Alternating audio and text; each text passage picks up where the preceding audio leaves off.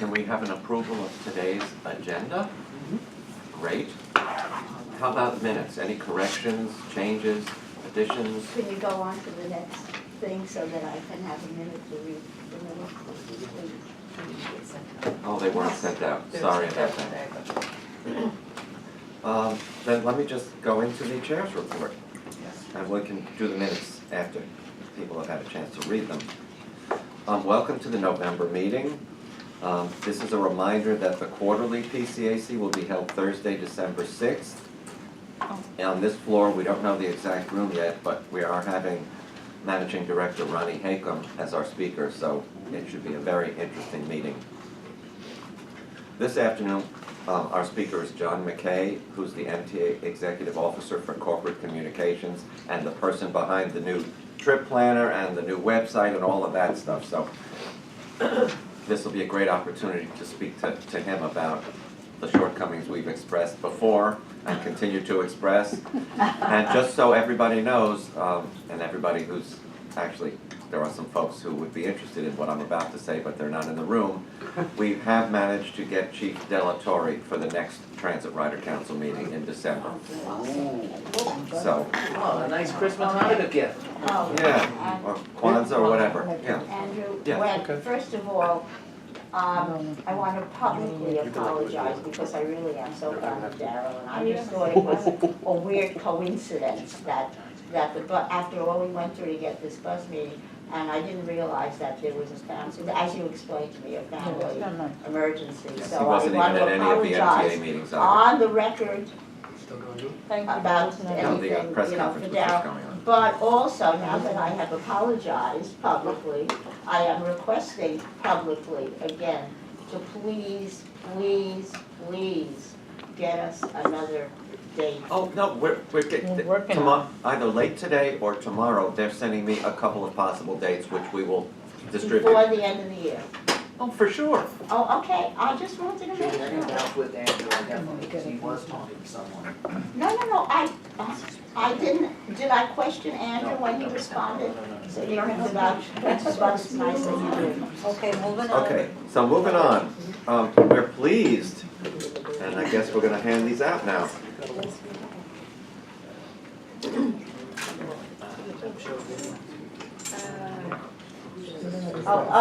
I move that we accept the minutes, I've had a chance to read them, so. Hallelujah. Oh, God bless. Okay, so I move that we accept the minutes as. Any objections to accepting the minutes as Second motion, submitted? second. I'm asking if there's objections, Chris. No objection. Okay, Approve the then the minutes. minutes are approved. We're sharing with you right now, as it's coming down the aisle, the newly released Guide to Accessible Transit on Buses and Subways. This is a really great document, a very slick, thick document. It's got to be an expensive document, but it's really great. It gives the actual layout of stations. It shows you every station that is accessible, and now that I've corrected it, the initial run, it's actually showing the correct lines at the stations, which the first iteration did not. So, wonderful document, very useful. Hopefully it's going to be widely available. In addition, PCAC staff has learned that the Accessible Stations Wallet Guide will have a slightly different format and info, but will not contain any money. But that's the wallet guide that's coming. Andrew, was this? Yes. Andrew?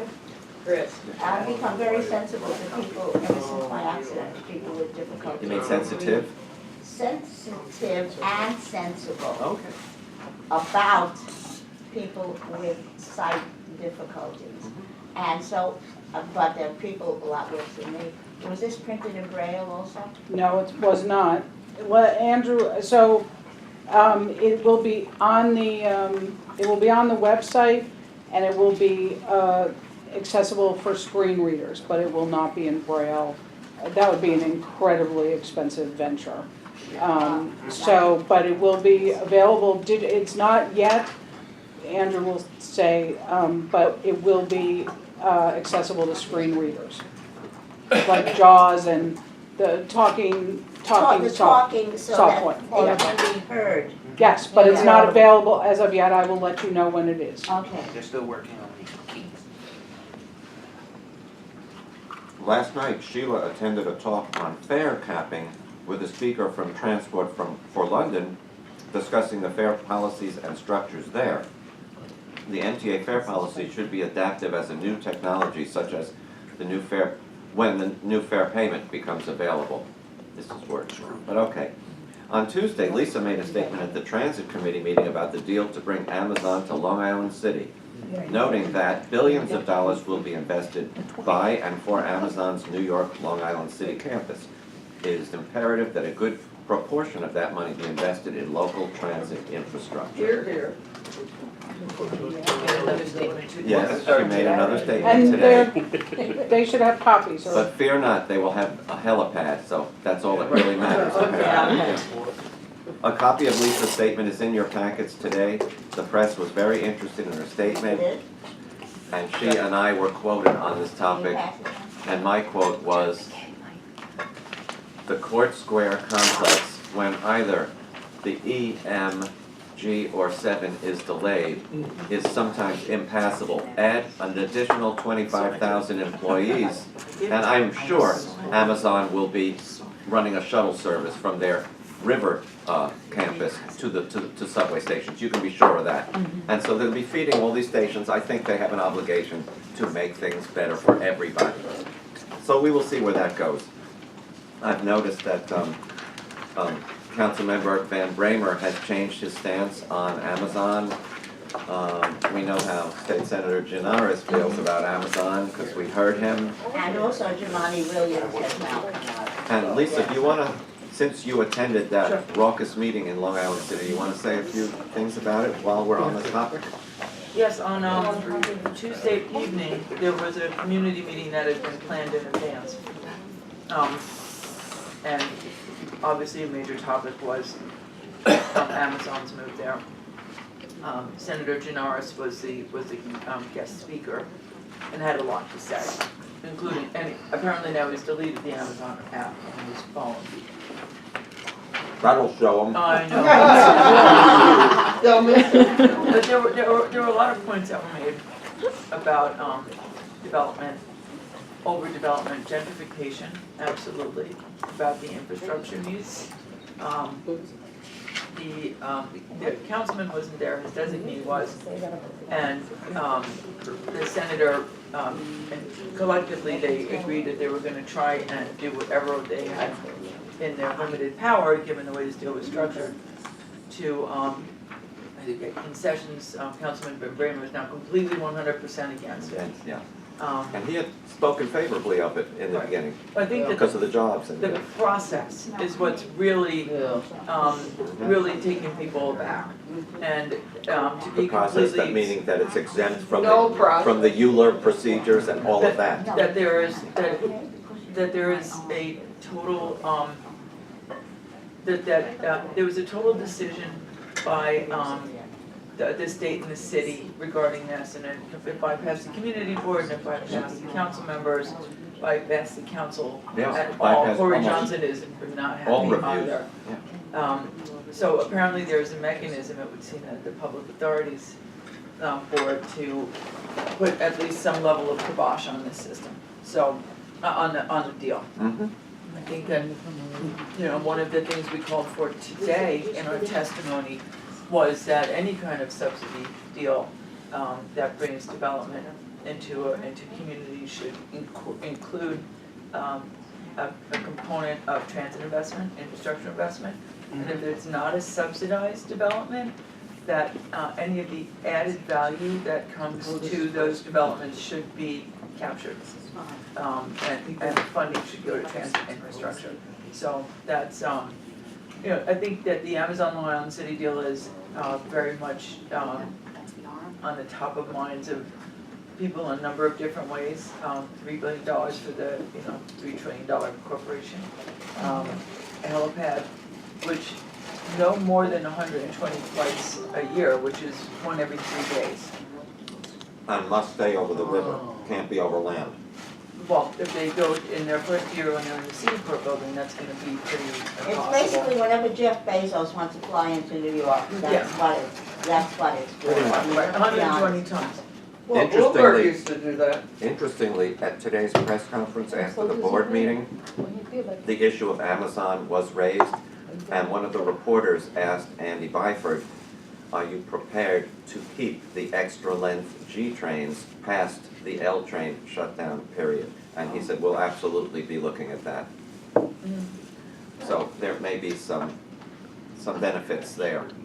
No, he didn't say that that any of the stations would be addressed. We did take a look at the four approximate stations, and none of Did them not. are in the current capital plan, Right.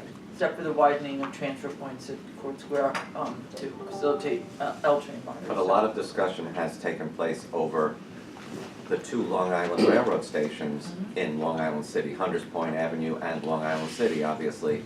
And things may be done to those because it's possible with the very high $150,000 a year plus salaries that Amazon is offering, some of these folks may be commuting to the location from Long Island or Eastern Queens or wherever. So those stations may be getting some additional attention, as well as the proposed Sunnyside station when East Side Access comes. And ferries is another option. Oh, yes, the mayor was very cool. Oh, that's what he wants, more The than mayor anything. said, when asked about infrastructure, the mayor says, well, we can put a water taxi in to connect to the other NYC ferries. Not a penny to the MTA, of course, because it's Cuomo's MTA, but. There was a dock actually right over at Waters Edge that got taken out by Sandy.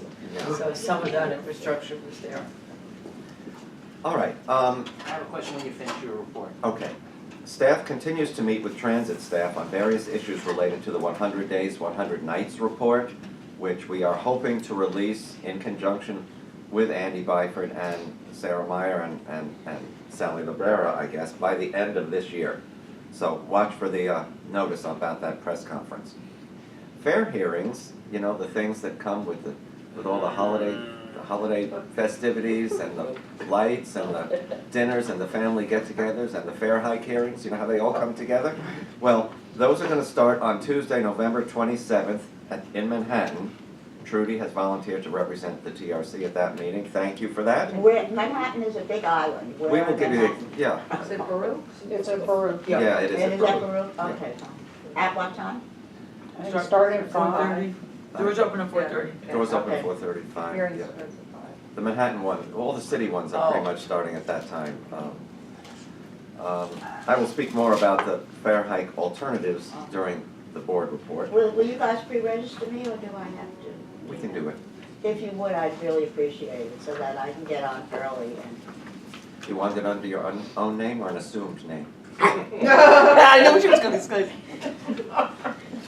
I never use. I always thought he was gonna be a dollar charge in I that take one. all the slings and arrows of Okay. outrageous fortune directly. Do we want to see who else will represent in the other boroughs too, just to. Does well, I can give you the dates if that helps. I got the date. You got the dates. Do you have the figs too? Right. It's good to let everybody know, not everybody. Okay. Somewhere here, somewhere else. Okay. Manhattan's the first one? It is. Manhattan is the 27th.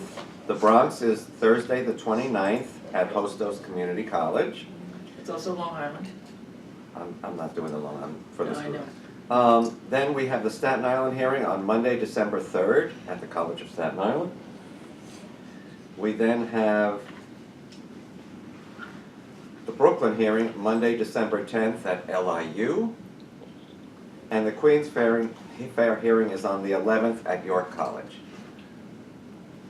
And all of those are 5 o'clock start times for the city hearings. So if anybody can help or wants to testify, I will be going to all 5 city hearings. Because But I'm you're a on glutton the for dais. punishment. Is there anybody we don't, can There's no. try to, I'll try to make Staten Island. Really? well, Do okay. you want us to pre-register you for that? Or do you want to give the testimony, or do you want one of us to do that? No, the way you can do it. What, Yeah. what day in Queens? It's the Oh, wow. The 12th? the 12th The 12th. The of 12th? December. Yeah, Tuesday the 12th. Oh, okay. Because Wednesday. because Yeah, Wednesday, because people- Monday is the Oh, 10th. of course, yes, The Wednesday. 12th, yeah, No, we no, don't. no, the 11th, I'm sorry, it's the 11th, The 11th. Tuesday, the Tuesday, 11th. Tuesday, the 11th, right. at York College. I'll make it to that one, your college. I have 'cause no I problem live in going to Queens, since you have Stewart in Brooklyn, Stewart can do Brooklyn, I can still pop in. In case Stewart all of a sudden can't come out, I'll put me in backup, but I'll cover for Queens. I know where it is, I've been there before. Queens, Somebody's ringing. there is no Queens. Okay, let me move on. That's the 5th and 3rd. I said that. You forgot already? No, what, I it's did- so much oh, in my I head did right too, now. I did too. Right now, his hair is growing more. Staten Island was, The 3rd, All right. yeah, at the College of Staten Island.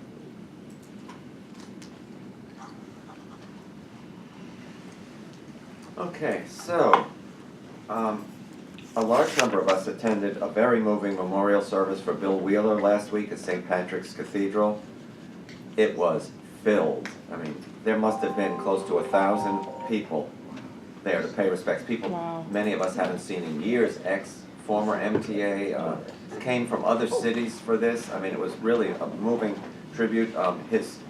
His daughter and his son spoke eloquently, as did former Chair Loda.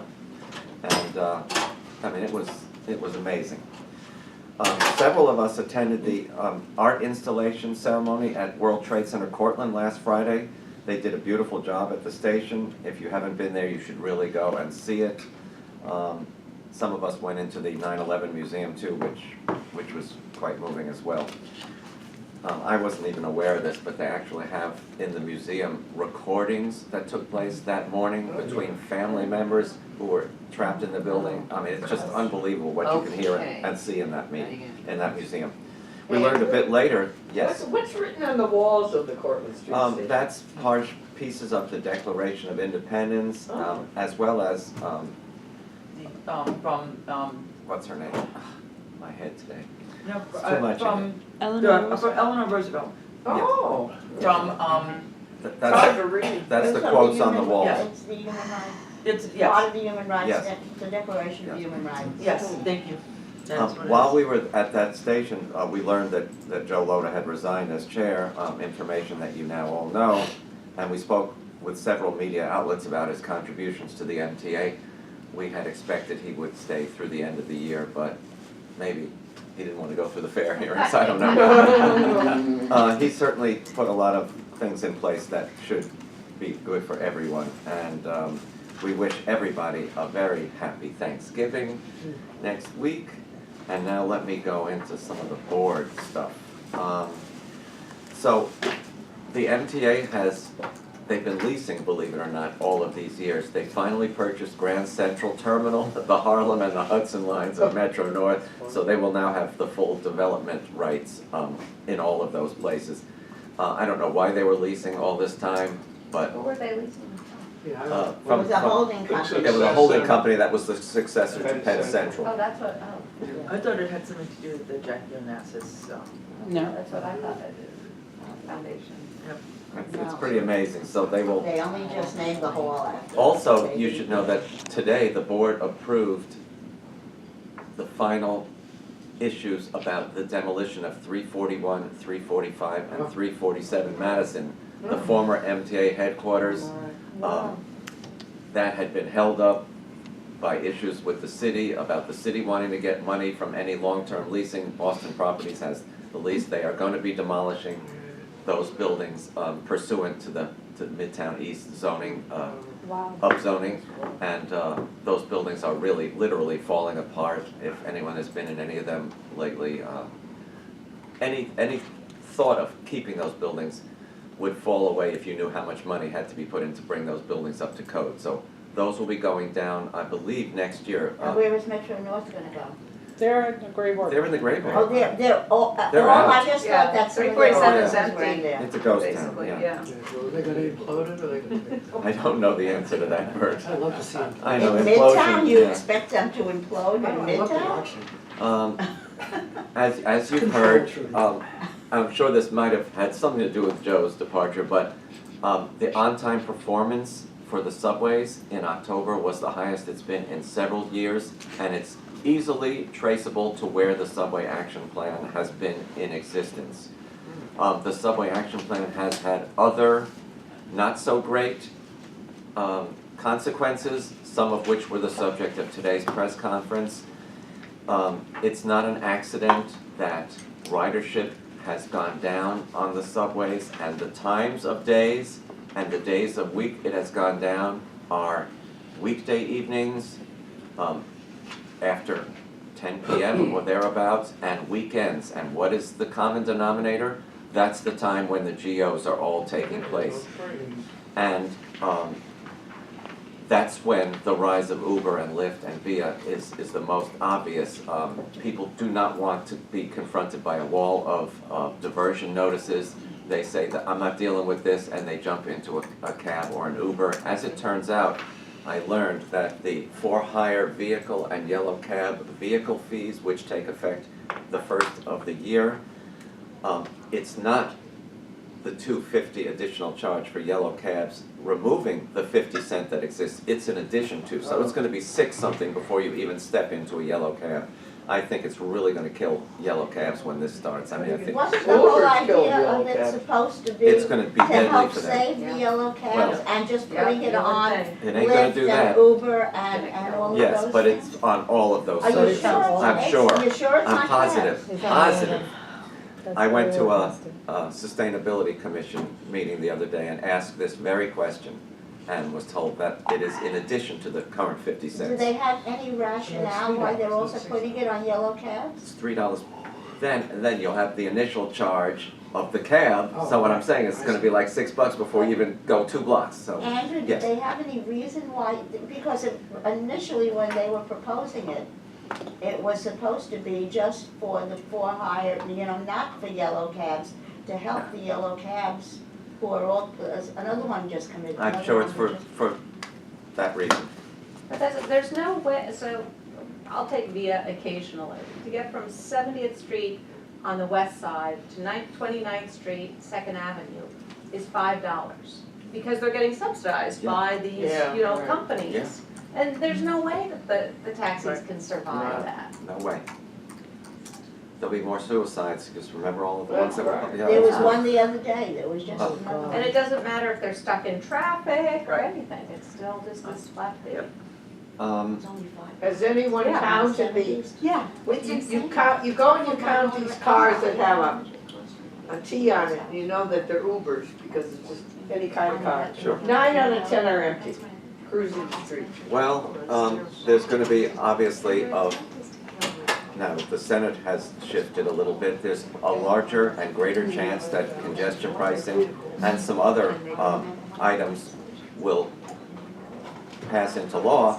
Unfortunately, it's at least 2 years before the MTA would see any of that. You have to install the readers, you have to do so many things to get ready for congestion pricing.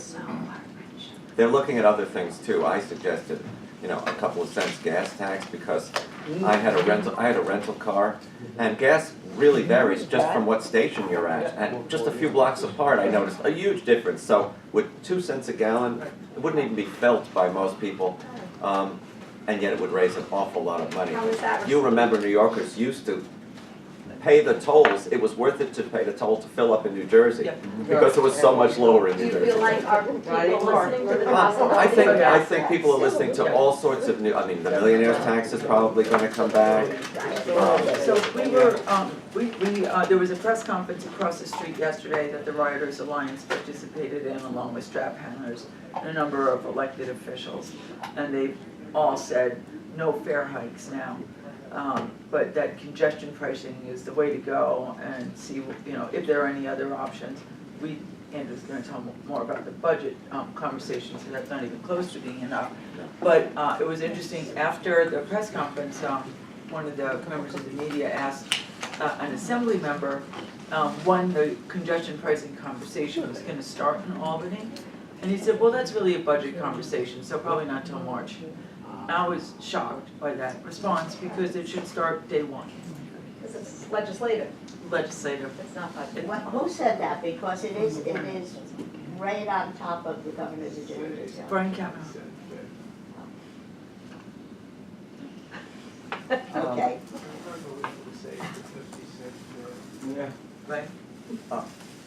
So, not that long ago, Drivers came here, they- weekday GOs were changed from the 11:30 time to the 9:30 time, and that has definitely resulted in lots more for-hire vehicle usage.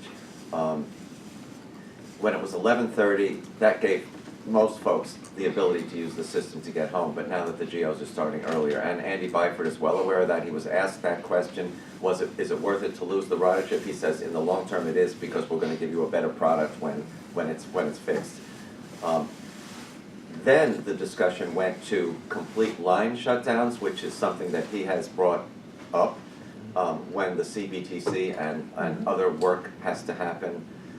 The good news is that the ultra-wideband frequency testing is the testing of that is, he's very encouraged by that. He thinks that could well work.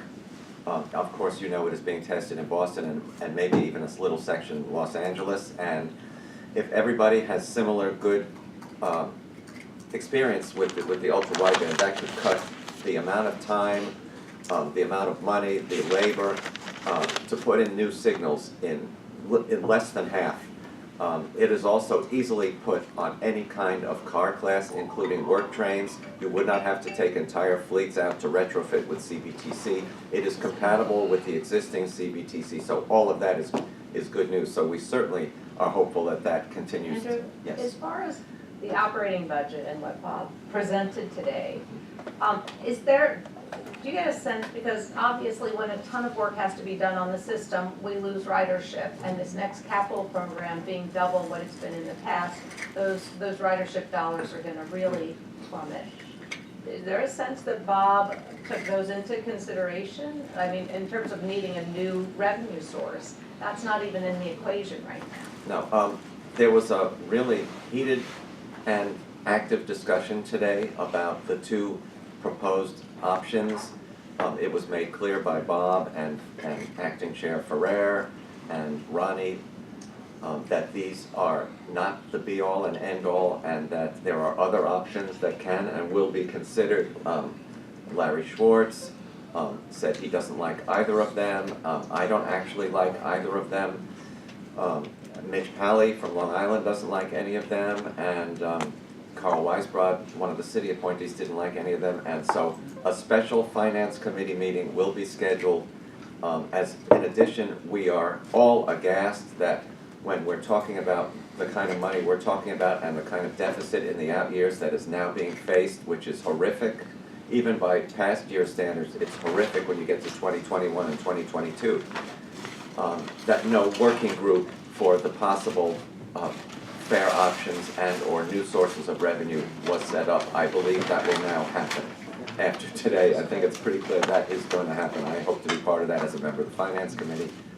And one of the things that Bob talked about was, in the past years when they filled in the gaps, there was low-hanging fruit. But he described it that now it's getting harder and harder to find those efficiencies and whatnot in the operating budget, that Yes. pulling those out are And he made a that hard. point of saying that the way he is filling the gaps last year, this year, and next year are with one-shots, but one-shots, you know, one-shots are exactly that, and you cannot count on them. They're not repetitive, and it is not a good way to budget on one-shots. Fortunately, there are some one-shots that he can take advantage of. And some of the other issues that were raised now in the coming years are also reductions in service. Yeah. Headway changes. Yeah. Andrew, what kind of things was he talking about as one-shots? I'll tell you in 1 second, Trudy. The headway changes he's talking about are the schedule, are the loading guidelines type adjustments, which he says they have not been using. I dispute that. If you see the seasonal bus adjustments that we see every few months, they are doing that. So I raise the issue, you know, if you say there's not enough people on a particular line, how many times was that line observed? Is it on fare swipes? Because everyone acknowledges now fare evasion is massive. Even Bob Ferran, the chief financial officer, said he's not sure that bus ridership is down actually, but he's positive that paying bus ridership is down.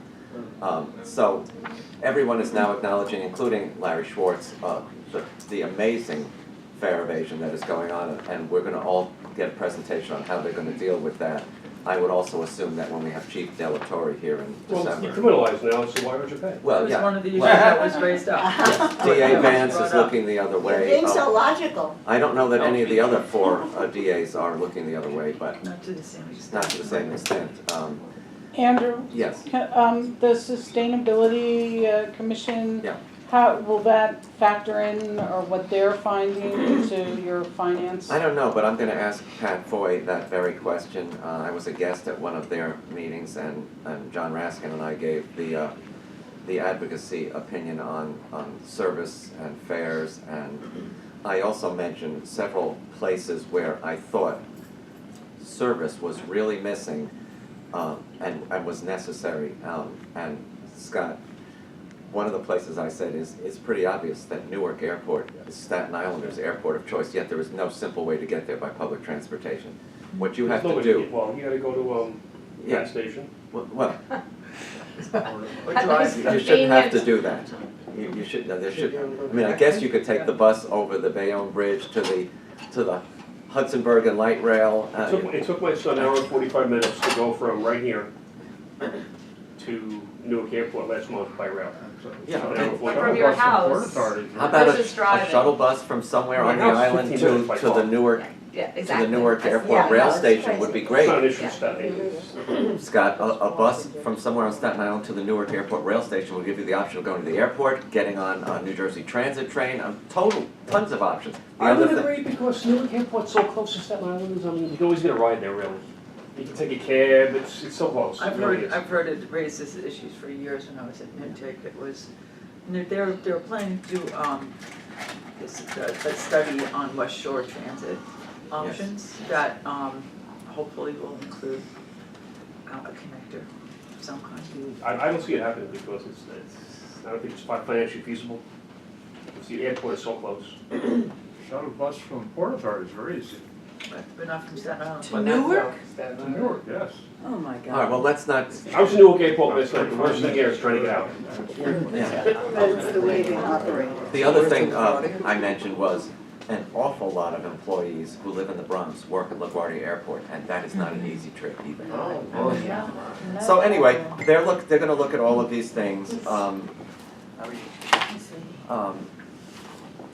As you heard from the Loader resignation and the Loader resignation letter, Freddie, Acting Chair Ferrer will likely be in that position until January or February. The governor is going to present his choice for the next chairman to the legislature when they reconvene in January. I've heard all kinds of rumors, I'm not gonna speculate on it, but they're from the sublime to the ridiculous, so we will see what happens there. As far as the existing fare proposals,